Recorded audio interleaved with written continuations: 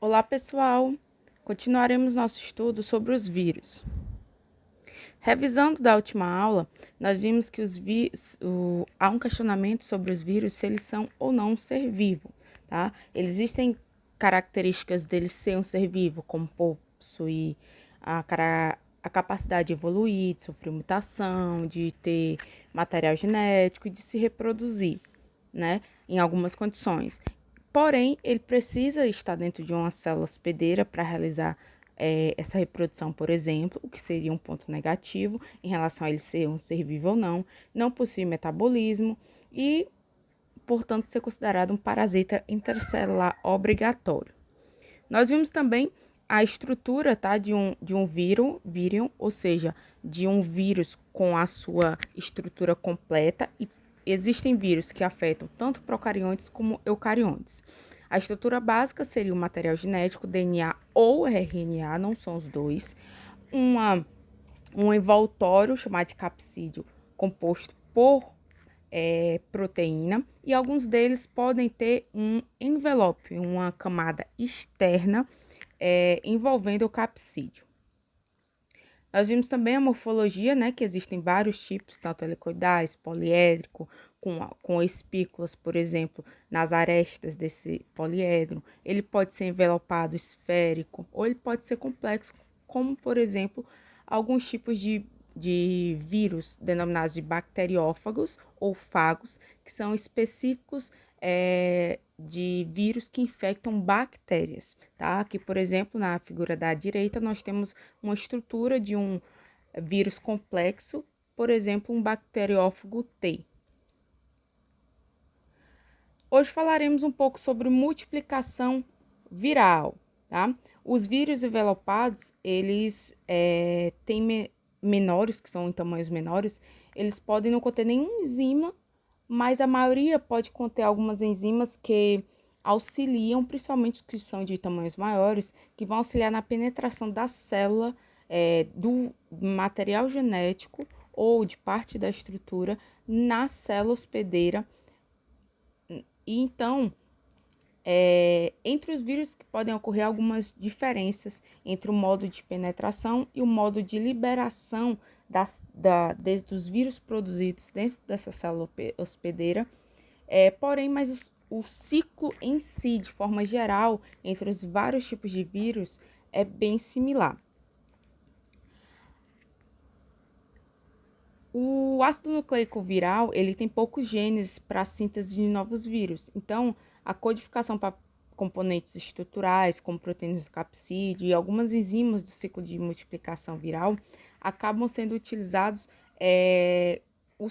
as substâncias presentes na própria célula hospedeira. Os bacteriófagos, como os mais estudados, são os bacteriófagos do tipo T. pares, como o T1, o T4 e o T6, e eles podem apresentar dois tipos de ciclo de multiplicação viral.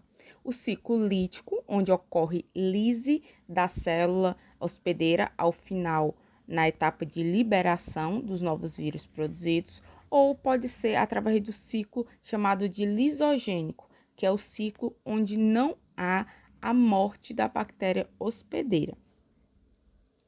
E esse único vírus que ele infecte uma célula hospedeira, ele pode liberar até milhares de partículas virais e também pode acabar mudando drasticamente as características de todo o maquinário metabológico da célula hospedeira. E essa mudança, essa modificação é o que pode também levar à morte da célula em um processo dentro do ciclo chamado ciclo lítico. Aqui nós temos as principais etapas, tá? Que é a parte de ligação ou adsorção. Aí em seguida vem a injeção ou penetração do material genético ou de parte estrutural do vírus, se for um vírus animal. Nós temos depois a biossíntese de material genético, de DNA ou de RNA. Em seguida vem a montagem e empacotamento, ou também denominado de maturação. E em seguida a liberação ou lise. Aqui nós temos um exemplo de uma multiplicação viral de um bacteriófago T4 do ciclo lítico. tá? Em uma bactéria do tipo da espécie E. coli. O tamanho do DNA desses bacteriófagos, ele é muito pequeno, então é muito limitada a informação, mas só o suficiente para ocorrer a reprodução do material genético e da produção de proteínas para formar o seu capsídeo. Ele tem, em média, por exemplo, do T4, 6% do tamanho de um material genético de um E. coli, tá? Mas mesmo assim, ele ainda consegue codificar uns 100 genes. No processo de adsorção, na etapa 1 aqui, como vocês podem ver na parte esquerda da figura, os sítios de adsorção, eles são complementares entre o bacteriófago, ou fago, e as moléculas que estão na superfície da bactéria, na parede bacteriana. Ou seja, ocorre uma ligação química, porém fraca, mas que é suficiente para unir os sítios de adsorção do fago e o receptor das células. A etapa seguinte é a de penetração ou injeção do ácido nucleico dentro da bactéria, onde a cauda do fago ela acaba liberando uma lisozima que vai ajudar na destruição da parede celular. Então, essa cauda ela acaba contraindo, como a gente pode ver na imagem da direita inferior, ela vai contrair até que o centro dessa cauda ela consiga atravessar a parede celular e liberar um material genético dentro da bactéria. É como se fosse uma seringa hipodérmica. Continuando aqui, a próxima etapa, ela vai ser a de biossíntese, ou seja, vai ter a produção de material nucleico viral e proteínas virais. E a síntese proteica da célula hospedeira, ela acaba sendo interrompida para dar preferência à produção de material para produção de novos vírions. Primeiramente, se usa enzimas e nucleotídeos da célula, tá? Nas primeiras sínteses de material. Depois, vão sendo utilizadas as próprias proteínas virais que já estão presentes no ambiente. Então, já os ribossomos, algumas outras enzimas e aminoácidos são utilizados como fonte os que estão presentes na célula hospedeira, no processo de tradução. Nos primeiros minutos da infecção, eles acabam não... Se você for fazer uma análise, você acaba não encontrando nenhum tipo de fago completo. Essa etapa inicial, onde apenas partes, né, separadas, como aqui na imagem da direita, partes separadas do vírus, não seja o vírus todo completo, é o que nós denominamos de período de eclipse, que é um período de multiplicação viral na qual os vírus completos infectivos, eles ainda não estão totalmente montados, há só as partes. Em seguida vai ter a etapa 4, que é a etapa de maturação, vai ter a formação desses vírus completos, né, do material genético e do capsídeo, onde essas partes produzidas na biossíntese, elas vão ser organizadas de forma espontânea, tá? E essa organização de forma espontânea, como por exemplo aqui no processo de produção da cauda, né? As partes vão se montando, elas eliminam a necessidade de ter muitos genes no material genético lá do vírus.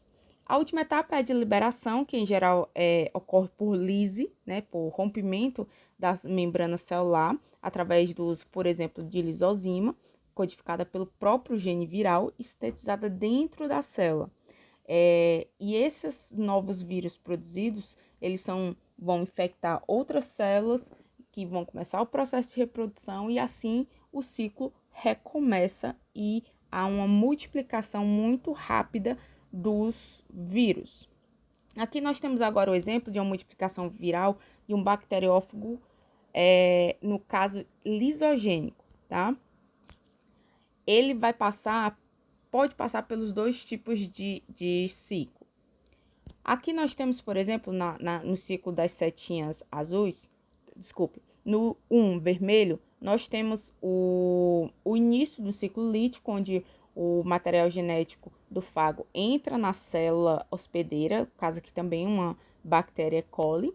Então, ele vai se tornar circular e ele pode ou ir para o ciclo lítico ou para o lisogênico. Se ele for para o lisogênico, vai ocorrer uma mistura do DNA do fago com o da bactéria, formando o que nós denominamos de profago, tá? E em seguida, esse profago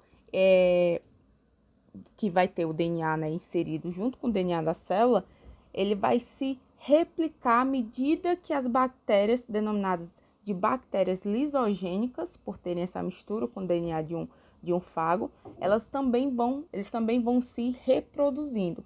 Porém, nesse processo, há apenas a replicação do DNA do fago junto com o DNA da bactéria, mas sem produção de novos vírus.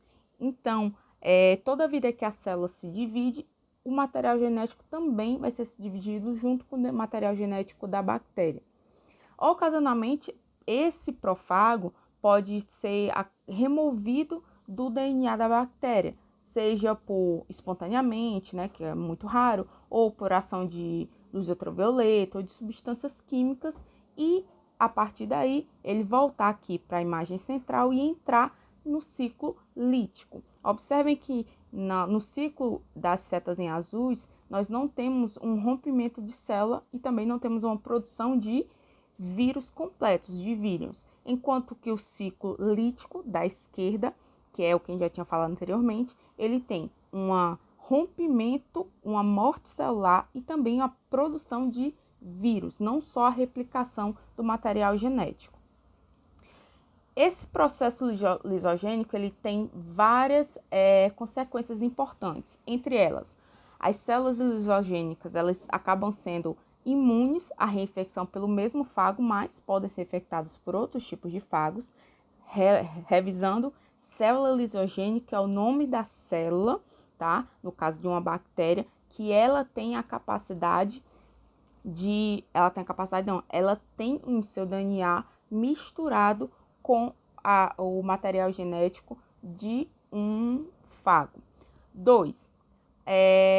Podem ocorrer a chamada conversão na célula hospedeira, ou seja, a célula passa a adquirir novas propriedades. O que acontece, por exemplo, é que várias toxinas que causam uma doença específica, elas são de origem bacteriana, elas são produzidas apenas quando essa bactéria está na situação de célula lisogênica. Então, o que acontece? Por exemplo, Clostridium botulino, as cepas de E. coli, o Conibacterium diphtheriae, que causa difteria, entre outros, eles só conseguem produzir aquela toxina quando a célula bacteriana deles estão em situação de lisogenia, ou seja, o DNA delas, o material genético está misturado com o material, está ligado com o material genético de um fago, já que os bacteriófagos eles são específicos de alguma célula bacteriana, então elas não saem infectando todo tipo de bactérias, são bem específicas, tá? Então, só vai ocorrer esse processo de produção de toxina, por exemplo, se tiver a célula na condição de célula lisogênica. E também pode ocorrer a chamada transdução especializada, tá?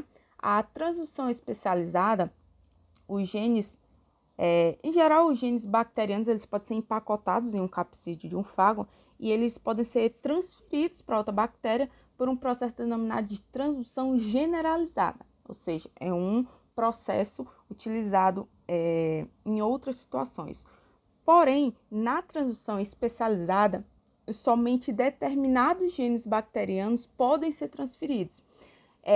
Por exemplo, mediada por um fago lisogênico que empacota o DNA bacteriano junto com seu próprio DNA no mesmo capsídeo. Então, a liberação do profago do cromossomo bacteriano ocorre com que ele leve alguns genes adjacentes de ambos os lados que podem pertencer ao DNA do fago. Aqui, por exemplo, vou dar um zoom. Nós temos essa parte em rosa seria o material genético do fago, a parte em roxo mais claro seria o material genético da bactéria, porém, e essa partezinha roxa mais escura seria uma característica da bactéria que foi, ao ser retirado o material genético aqui do bacteriófago, ele leva junto parte desse material genético da bactéria. Então, ele, ao infectar outra bactéria E. coli, por exemplo, ele pode levar essa característica que uma cepa tinha para outra que não tem. Por exemplo, se uma cepa ela é capaz de metabolizar galactose, um carboidrato simples, e a outra cepa não pode, pode ser que esse pedaço de material genético levado junto com o bacteriófago para outra cepa, se ele conseguir infectar, pode tornar essa outra cepa com a capacidade de metabolizar galactose.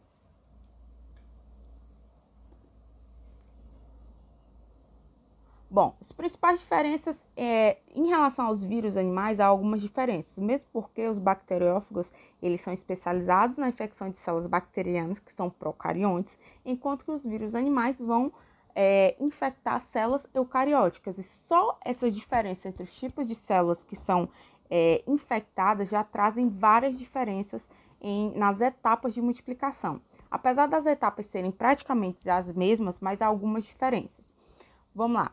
Na etapa de adsorção, nos animais, eles têm umas fibras dos fagos e os sítios de ligação dos vírus animais são distribuídos em toda a superfície da partícula viral e variam com o tipo de vírus. Por exemplo, os envelopados que causam a influenza são as espículas que vão causar essa adesão, né, essa adsorção na célula animal.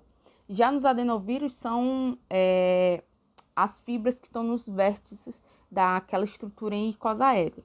Então, isso é um dos motivos que trazem de algumas pessoas serem mais ou menos suscetíveis à ação de algum vírus, porque os sítios receptores das características são características genéticas da célula hospedeira.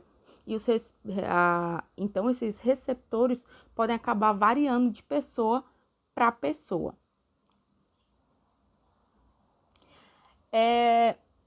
Já na etapa de penetração,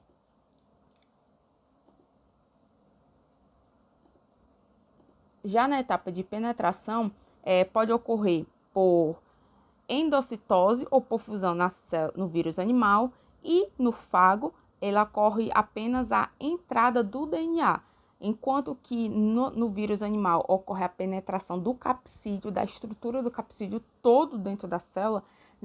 No fago, como nós vimos, ocorre a entrada apenas do material genético, o DNA ou o RNA.